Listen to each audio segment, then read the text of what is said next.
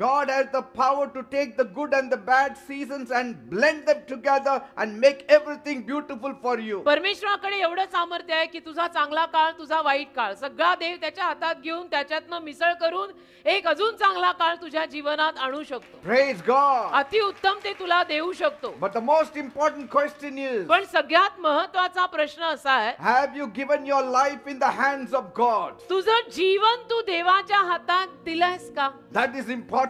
हा प्रश्न लाख मोलाचा आहे की Then He will craft your life. जर तू तुझं जीवन देवाच्या हातात दिलं असेल तर त्या जीवनावर कलाकुसर देव करेल. You are ordinary maybe today. तसं तुम्ही आज साधे असाल, You have a chance to become extraordinary. पण संधी आहे तुम्हाला, तुम्ही अलौकिक बनू शकता. का नाही?